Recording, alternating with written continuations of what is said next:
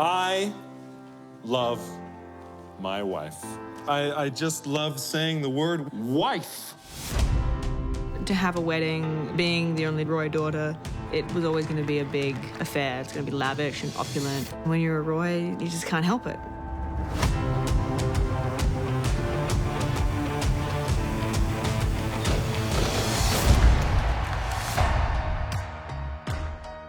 We're in Eastnor Castle. It's fun to have all the cast in the UK eating our food and making lots of jokes at our expense. This castle was built about 200 years ago to look like a castle that was built 1,000 years ago. It just felt real. It felt like, okay, that's the sort of place these kind of people would get married. Then you just have to look around and you see, you know, the tapestries on the walls, the miles of leather-bound books, the artwork, the furniture. It's kind of amazing. What do you think? I mean, it's massive. The castle has a kind of magnificence and also a sense of fallen empire. I don't think it was what Tom expected, but it's perfect for a big wedding like this. It sets a really good backdrop for the drama that unfolds. Sleep well, Dad. Might be your last good one for a decade or so. You don't know how vulnerable a human being can be. Fuck off. What the fuck? Who are you? Good night. These episodes, it really is like being in the kill box. Everything is just pushing in on all sides. They've all come together to reap their equal vengeances, as it were. I guess technically I should take a swing at you. Technically, I should call you libelous scum. Are you gonna calm the shit talk down, or are we gonna have to ramp things up? Let's get all these characters and jam them into this space and watch them bump into each other. It's massively entertaining. Well done on Tom. Oh, yeah. Thank you. Tell me again why you're marrying him. Oh, come on. Joking. I like him. Shiv and her mom have a bit of a frictious, sort of contentious relationship. The children have been told I'm the devil, and now they're sort of grown-up businessmen. So I'm kind of meeting my children for the first time in one way. There's a defense mechanism, which is to be bitchy and quite funny. I'm trying to sparkle. When people ask me how long I give it, I say forever. Okay. It will be forever. Well, thank you. It'll feel like forever. She has a sharp tongue. There's quite a lot of pain and hurt that's underneath.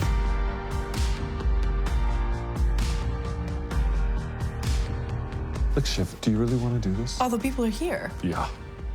And besides, I want to. I do want to. Because of her reluctancy, she chose to be the most feminine she's been. Her palette became super soft. So the dress became just the simplest thing that we could find. There's no sort of bells and whistles with her. It's classic, it's stylish, it's elegant. We wanted it to be rich without being too formal. This was going to be a more casual approach.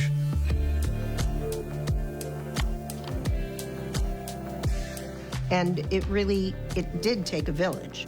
Almost like a period movie where everybody has to have at least a half an hour fitting. It's labor intensive. So it was like a constant trial run every day. When I stepped into the set, there were, God knows, 200 extras, all dressed up. I mean, gorgeous. Hey. Hey. No, I'm good. All right. One hit. There we go. Old times. That's my favorite scene that we've done. And all being together, there was a kind of innocence to it. Can I suggest a hug? What is it? What? Yeah, I'm serious. Here it comes. That little scene is sort of an encapsulation of 40 years of family history. It's the only scene where the siblings are hanging out and there's no agenda. It's the one time you get to see where they come from. These aren't cold-blooded people. There is love, certainly, between the siblings in this family. I give you the bride and groom. Here's a toast to me and to Tom. We're sitting in the marquee, which we constructed here on the grounds, a big glass and aluminum structure. The marquee was an ambitious project to make in such a short time. We tried to bring the outdoors inside the marquee. Something that is over 1,000 feet of artificial greenery above head. We have a home economist who's been working incredibly diligently to do the wedding cake and dessert tables. It's a bit of a ballet. Had to pull in florists, grounds work, greenery, caterers. It's magical. It really is. It's quite magical. your whole instinct is to make it as beautiful as possible. And in Succession, you've got to kind of do the opposite. It's not uglifying it, but it's just not fetishizing it into what feels genuinely authentic. I spend a lot of my time trying to be an invisible director on this. Follow the story, follow the characters. It takes a real kind of constant discipline to do that. So, shall we go and play Happy Families? In a way, it's what the show is about. It's about the kind of inescapability of this family. And this is finally Kendall's attempt to take up the mantle and finish the job that he started, and in a sense, prove his strength to his father. Read this. What is it? It's a proposal to buy Waystar for $140 a share. Here. No. Did he need to do the things we see him do in this show, or does he want to do them because he wants to take out his dad? So what the fuck? Dad told us. It was out of my hands. Sure. You're a real piece of work, man. Dude, I'll answer any questions you have. Great. I have a question. What the fuck are you doing? Wake up. You're all living in a fucking dream world. When we think we're most in control, I think that's when we're most ripe for a fall.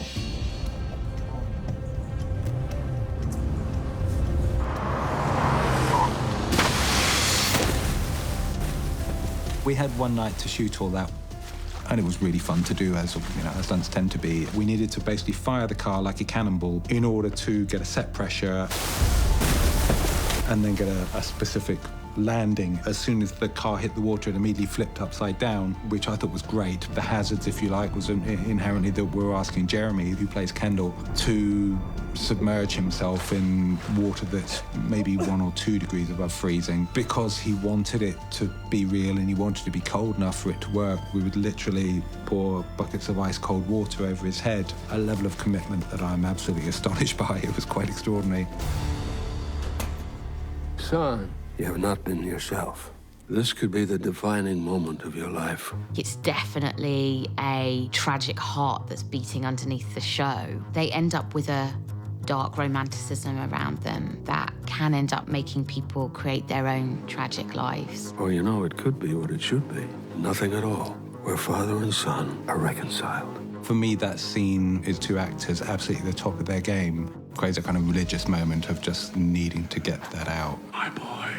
We have all been sort of joined at the hip for months. It really does start to feel like a family. One of the most interesting casts I've ever worked with. It's quite fun because you never know what's going to happen on the set. It's been the most thoroughly enjoyable character to play. Guess who just didn't kill anyone, but maybe only lost a couple of thumbs?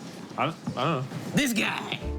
Against all my better judgment, I found myself empathizing, feeling for them, and even rooting for them. And I just want to continue to explore those characters because there's so much there yet to explore. We've torn everything else down. Love is the last fridge magnet left. But I do love you. I love you too. The pleasure of thinking about storylines for characters you already know is you can go a bit deeper. I think we'd like to see some of the people we've got to know, how they operate in different circumstances and in different combinations. I think we'd find that interesting and exciting. There is nothing more important than family.